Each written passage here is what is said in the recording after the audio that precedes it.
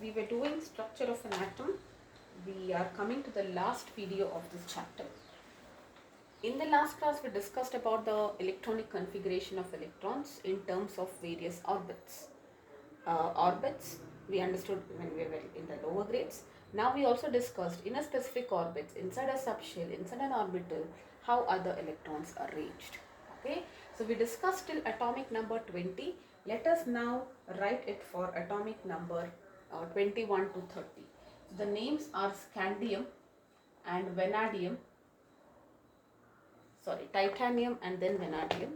Yes, scandium, titanium. This is 21, atomic number 22, this is atomic number, vanadium, chromium, manganese, iron, cobalt, nickel, copper and zinc. Okay, so this is atomic number 23, 24, 25, 26, 27, 28, 29 and 30. So if you want to remember this, there is a mnemonics: Sachin Tendulkar, very crazy man. Sachin Tendulkar, very crazy man. Free coaching, Nick's cousin. Sachin Tendulkar, very crazy man. Free coaching, Nick's cousin. Okay, this is the mnemonics. Let us write it for this. Okay, so if you have 21 electrons, first 2 electrons will go to the 1s. So visualize this. So this is your nucleus. Okay, so this is your 1, n is equal to 1 or k shell, and then you have 2 orbitals in the L shell, 2 subshells in the L shell. In the M shell you have 3 subshells, because this picture also should be there in your mind. Okay, there are 3 subshells, and in the 4th N shell there are 4 subshells. What are the subshell? S subshell. Subshell is like flat. Okay, S and P subshell, SPD, SPDF, and each subshell is further divided into rooms or orbitals. S will have only 1 room. P will have 3, because the value of M ranges from L is equal to minus L2 plus L. Correct? So this P will have 3, and this will have D will have 5. Okay, and same is the case here. So what is the meaning of 1s square? The first 2 electrons will come here, and then it will go to 1s2, 2p6, that is 2 electrons here, 1 2 1 2 1 2, that is 2p6, 1 2 2, this is S, this is P, this is S, S, P, D. Okay, so there are 10 electrons now, the remaining 12. The next goes to 3s2, and then it goes to 3p6. So it became 18 now, and this is the configuration of argon. Okay, so 3 are done. So if you count it, it is 18. Now according to the diagram, so after 3D 4s will get filled, so that's why it will come here. Okay, so it is 4s2, so this is 20. The last electron will go to the d orbital. Okay, so that is why you write it as 3d1. Now this much you can write it as argon, and then also write it. Okay, so for titanium it will be argon, which is this much up to 3p6, 4s2 and 3d2. Okay, and for vanadium it is 4s2, 3d3, sorry, argon and 3d3. For chromium it is argon, 4s2, 3d4, but there is an exception here which we will talk about. First let us write the everything as per logic. Okay, so this is 3d5. That means when I say 3d5, all of them are singly occupied. Okay, now here it will be this much everywhere. Okay, so it will be 3d6, 3d7, 3d8, 3d9 and 3d10 for zinc. Okay, so what will be the expected thing for zinc? Argon, 4s2, 3d10. That means when at the end of zinc, all the 30 electrons, the 2 electrons here, 8 electrons here, 8 plus 10 is 18 electrons here. You know that maximum electrons, everything is filled. But for chromium and zinc, sorry, not zinc, for copper, there is an exception. Okay, so expected is this. Let me write it for copper also. This is the expected. But for chromium, what happens? Uh, 1s electron will jump here. The energy difference between 4s is having a lesser energy than 3d. That's why 4s gets filled first. But the energy difference is very minimal, so the electrons can jump from here to here. So this is the expected. Actual configuration will be 4s1 and 3d5. Okay, so one electron will jump here. For chromium you need to remember, and for copper you need to remember. Copper also it will be 4s1 and 3d10. Okay, 4s1 and 3d10, that will be the configuration for copper, which is deviating from the expected ones. This is the expected, this is the actual. The reason is because there is a concept called as half filled stability and completely filled stability. So completely filled electrons, completely filled orbitals are more stable than half filled, and half filled orbitals are more stable than partially filled. So to achieve complete stability and partial stability, now look at that. If this electron goes here, it will be completely filled. The d orbital will be completely filled. So that is when it is becoming more stable. And if an electron makes jumps here, this was d4. If it goes there, then it is half filled. Each orbital, 5d orbitals are there. Each orbital will have a single electron, and it is half filled. That is also more stable. So this is highest stable, okay stable, and least stable. Okay, so there is something called as extra stability for half filled and full filled configuration. Okay, so let us try to understand that a bit, why it is more stable. Okay, so let us write it. This one is because of symmetry. Now why this is more stable here? One is because of symmetry. Look at that. Anything in life wants to be symmetrical. So if one thing goes, this is completely filled. All are having single pair of electrons. It is more and more similar. Correct? And there is also a concept of exchange energy, where if you say for D4 you will have 3 plus exchange energy, 2 plus, look at that. What is the meaning of exchange energy? I will tell you. Maybe we can, now this part I think is clear. Let us now understand the reason why partially filled or fully filled orbitals are more stable. Half filled and fully filled orbitals are more stable. So there is a concept of exchange energy. What is this exchange energy? The electrons can exchange. Now if you are talking about D4, okay, now D has 5. Now if there are 4 electrons, like in the case of chromium, this is the expected one, correct? So they can exchange because the energy levels are degenerate. They have the same amount of energy, correct? So if you have D plus, look at that. This electron can come 1, 2, 3, 4. It can occupy 4 spaces, correct? And this electron can occupy 1, 2, 3 spaces, and 1 will be 4. So what will be the exchange energy in this case? Exchange energy will be totally there will be 6 exchange, right? So this will come here. There is no place, sorry, yes, here this electron which is there here can go in 3 places. So you say it can exchange 3 times. This electron can go in 2 places, and this electron has only 1 place. So there is 6 times exchange energy, correct? Now what is this exchange energy? Let us see. When electrons with the same spin, so you have electrons with the same spin, electrons with the same spin, when they get exchanged, only with the same spin they can exchange, and that time energy is released. That energy which is released when electrons of the same spin are exchanged is what we call as exchange energy. And more is the exchange energy. I told you lower energy state is stable. If more energy is released, that means the system's energy is lowering. So more is the stability. Now let us talk about D5. In the case of chromium, what will happen? The 4s electron, this was 4 electrons in the d orbital. The s electron, if it jumps here, that is when you have 4s1 and 3d5. Look at the exchange energy. This will have 1, 2, 3, 4. So this is 4 plus, this will be 3 plus, this will be 2 plus, and 1 plus.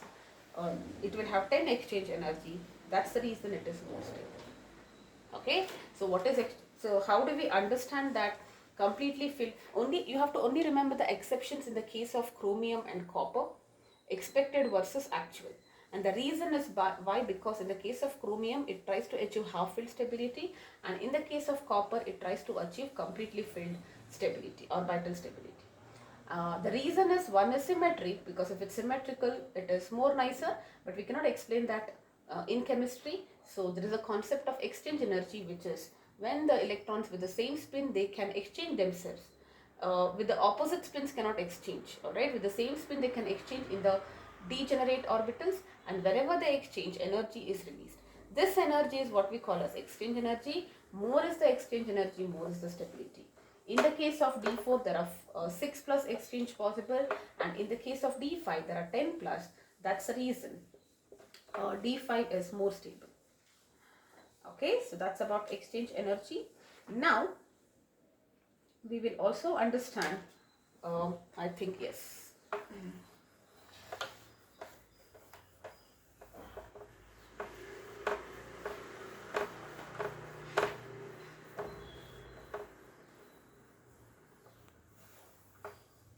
Okay, now the last part which is pending here is basically the graphs for you, and then we will take a couple of questions. So before that, I told you about node. So if you want to understand the curves, which is the last part, you need to understand how do you calculate the node for a given shell or a given subshell or whatever it is. Node is that region where chances of finding electrons are 0. Probability of finding electron is 0. We understood that is 0. Okay. And how do you calculate the total number of nodes? I just told you that I've given you this then, and I told you that I'll be explaining in detail. Now is the time. The total number of nodes is n minus 1. Okay. And there are two kinds of nodes. One is the spherical node. If you visualize an area to be a circular area where you cannot find an electron, then it is called as a spherical node. And then it is the second kind of node is angular node. Alright. Now how do you get the spherical node? The number of spherical nodes will be n minus l minus 1, and this is n.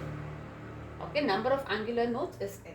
For example, if you are talking about 1s subshell, look at that. What will be the total number of nodes? Total nodes will be 0 here, correct? Because it is n minus 1. Total nodes is n minus 1. That means there is no node for the first shell. First shell has only one subshell and one orbital. There is no node, 0 nodes. Okay. Next, let us come about 2, because if I talk about 2s, let us talk about that, and then let us talk about 2p also. What will be the total nodes? Total nodes will be 2 minus 1, which is 1. Okay. Now there is one node. I don't know whether it is spherical or angular. Okay. Now if you are talking about s orbital, because angular is about L, what is the value of S or S subshell? What is the value of L for an S subshell? It is 0. That means L is 0. There is one node and it is going to be a radial node. There is no angular node. Alright, so how do you calculate? I hope this is clear. See, once you write there is one node, I don't know whether that one node is spherical or angular. That region where electron is not there, whether it's a spherical region or an angular region. So for S subshell, I calculate the value of L. Since it is 0, L is 0, that means the only node, the one node which was there is not angular, means it has to be radial. Okay, let us calculate this. What is the total number of nodes? Again, n minus 1 is 1. Correct? 2 minus 1. And L value is 1 for a P subshell. Correct? P subshell, how do you get the L value? 0 to n minus 1. Correct? 0 to 1. There are two possibilities. L is equal to 0 and 1. 1 is S subshell. Here it is, for P it is L is equal to 1. That's what we do. And since it is 1, that means it has to be an angular node. So that means in the case of 2s, you have one spherical node. In the case of 2p, you have one angular node. Let us write it for 3s, 3p, 3d, 4s. Okay, let us write it for this so that you are very clear. So what will be the total nodes? In the case of 3, 3 minus 1 will be 2. So everywhere you will have 2 nodes. Okay. Now S means, what is the value of S? 0. That means out of the 2 nodes, there is no angular nodes. Both are radial. Both are radial nodes. Okay, when in the curve time, I will tell you, explain the meaning of this. If I am saying 3p nodes, 3p subshell, what will be the value of L1? So there are totally two nodes. One is angular, that means the other one has to be radial. So one is a radial node, one is an angular node. Okay. 3D subshell, there are two nodes. What is the value of L? L is equal to 2 here. That means both the, now D you don't have to worry, both are angular is what we can say, because L is 2. Alright, so both the nodes are angular. Let me write it, angular because there are two nodes. Now, if you are talking about S, there are 4 minus 1, totally 3 nodes, correct? And L is 0, that means there are 3 angular nodes. This is how you calculate the number of nodes. Alright, now let us try to understand the curves. This is super important. If you understand this, it's very easy to get the curves.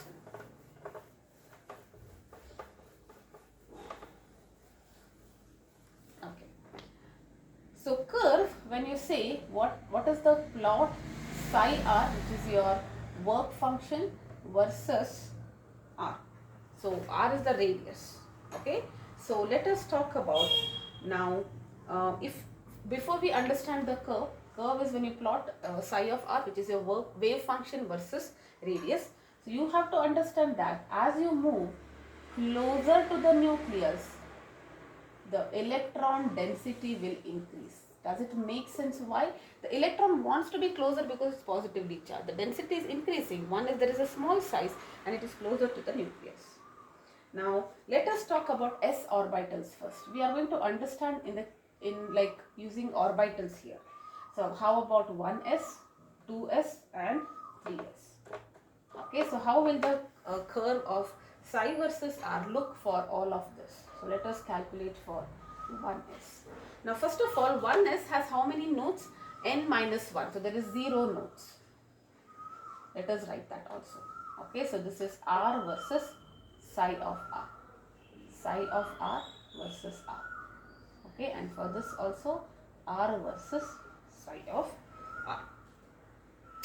Okay, so now let us try to get the number of nodes. For 1s there is 0 nodes, so we don't have to bother.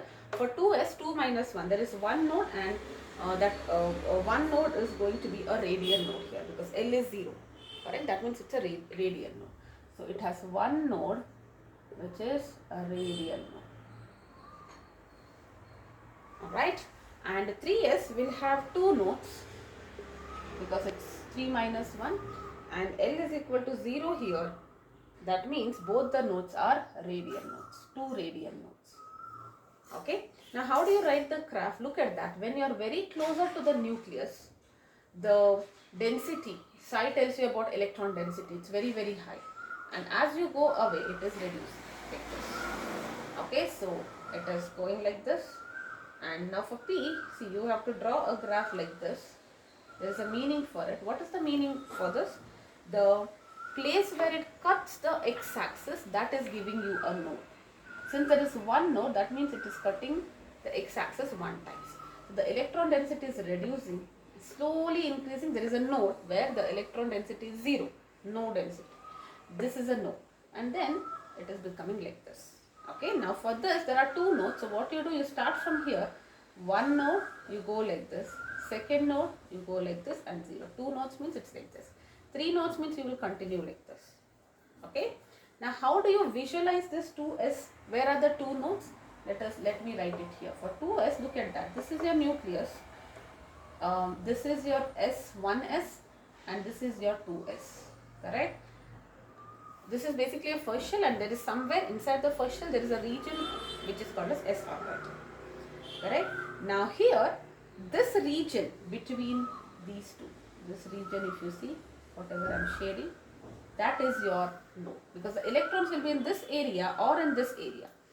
Imagine it to be like concentric circles. I'll just explain partly. So this is your one and this is your second shell, and it's a 3D. So visualize a sphere wherein here there is one, imagine 2 layers of sphere like this.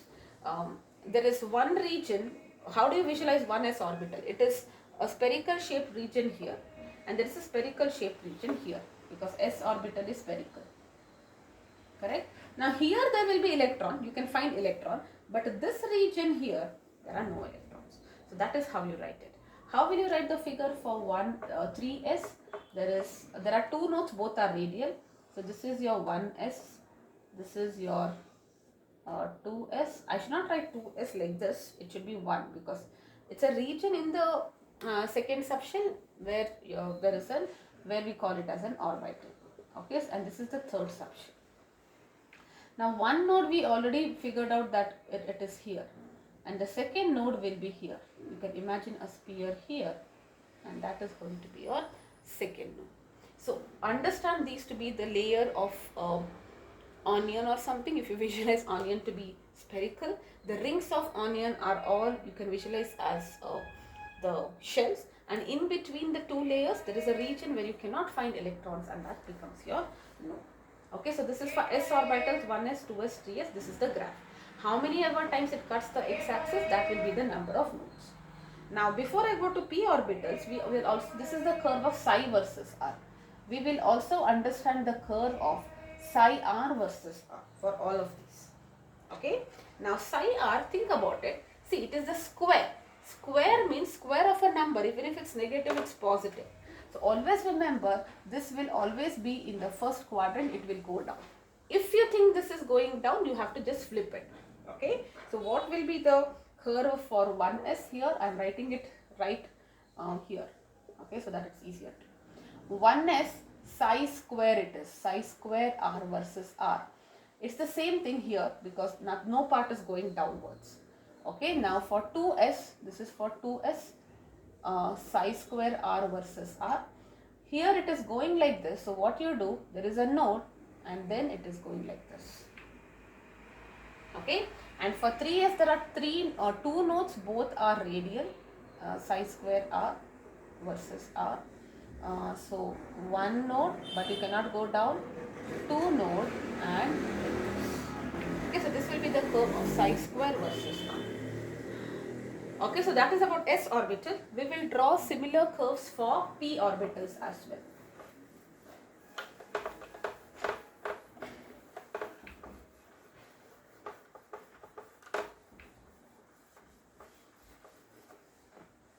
We will draw it for p orbitals.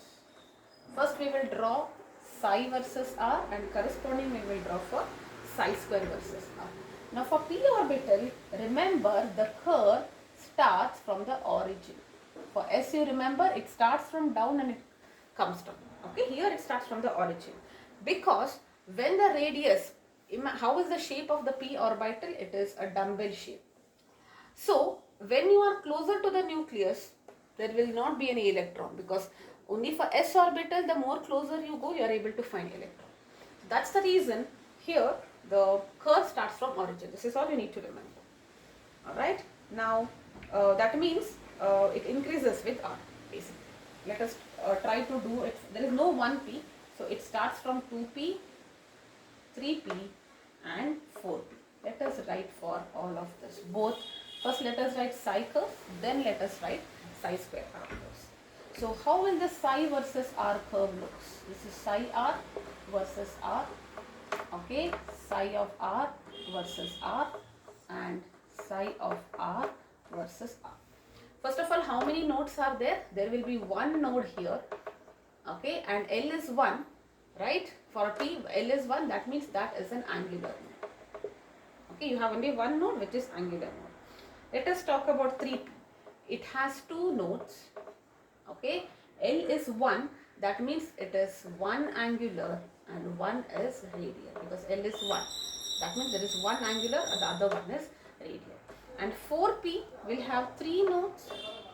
Okay, so L is 1 here, that means one is angular and there is one more which is radial, one more which is radial or spherical, correct? Now let us write the curve. What did I tell you?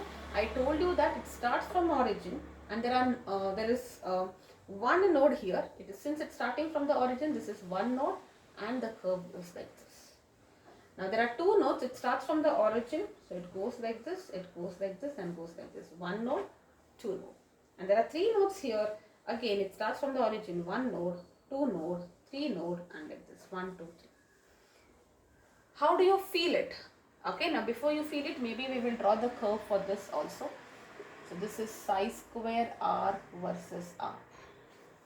So the curve for this will be, this part is fine because anyway it's above, no no problem with this 2p. For 3p, let us draw psi square versus r. This is psi square r versus r.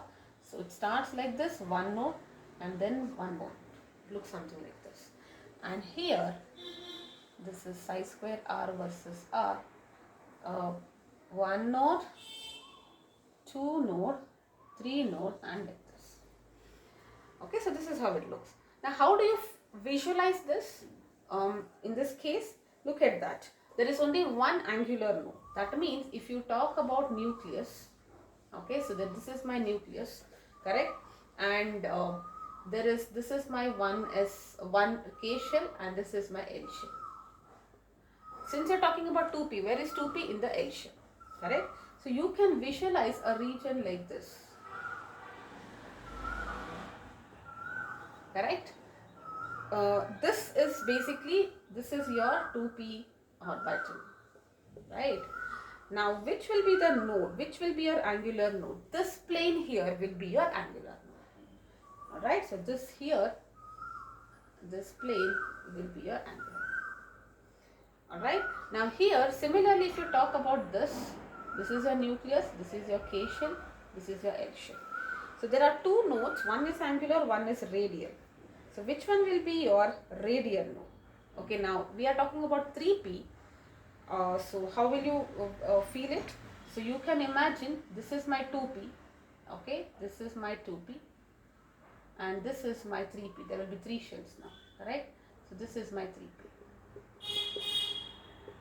Okay, so let me just draw it like this. So 2p and 3p, this is what you have. So angular node is somewhere here, okay, this plane which is cutting, and there will be a radial node in between here. This will be a radial. Okay, so that's how you can feel it. Alright, yes. So that's about it.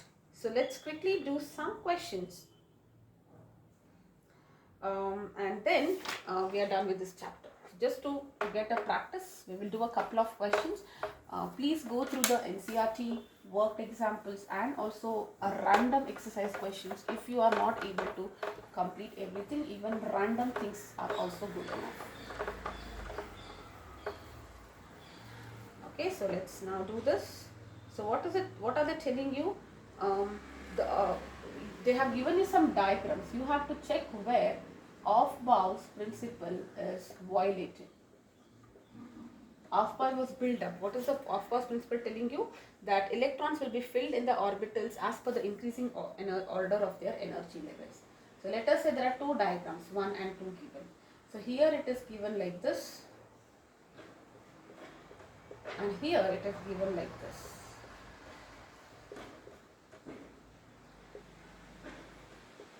Here it is violated.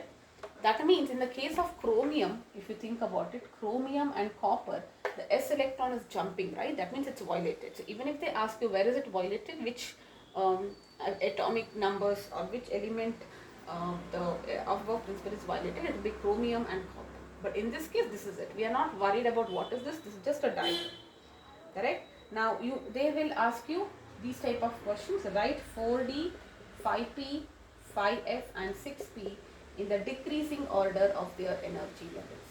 Now either you can draw that arrow mark or you just apply that n plus 1 rule, n plus L rule. Okay, what is n plus L? 4 plus and that should be minimum, correct? That means that is having the lowest energy. D is 2, so this will be 6, correct? Here it will be 5 plus 1, 5 plus 3 and 6 plus 1. So it will be 6, 8 and 7. So decreasing order, that means 5f is the highest, followed by 6p. Now between them, if the n is same, whichever is lower n will be the lowest. So that means it is 5p and at last it is 4p. You can also verify using that cross thing. Alright. Now total number of orbitals. The next question is you have to find total orbitals in fourth shell. How many orbitals are there in fourth shell? So if you can visualize first shell, second shell, third shell, fourth shell, there are how many? This is how one way of doing it. So S has 2 orbitals, S has 1 orbital, P has 3, D has 5, and this has 7. So 7 plus 5, 12, 13, 14, 15. You can say it is 16. Or the total number of orbitals is also given as n square. 4 square is 16. Number of electrons will be 2n square because each one be carrying 2 electrons. And the number of subshells will be equal to n. How many subshells? Look at that. It is equal for each, for a given shell, you can also write how many subshells. So this is first subshell 1, 2, 3, 4, S, P, D, F. Inside a subshell you have orbitals. So for a shell, number of subshell is n, number of orbital is n square, number of electron is 2n square. Alright, yes. Yes, let us now write little bit of ionic configurations, let's do, and that's the end of it.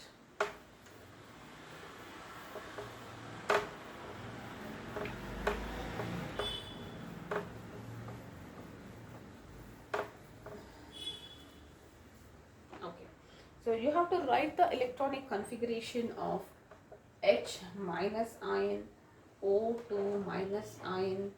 Alright, let us do a little more, maybe fluoride ion, calcium ion. Okay, so how do you write the configuration?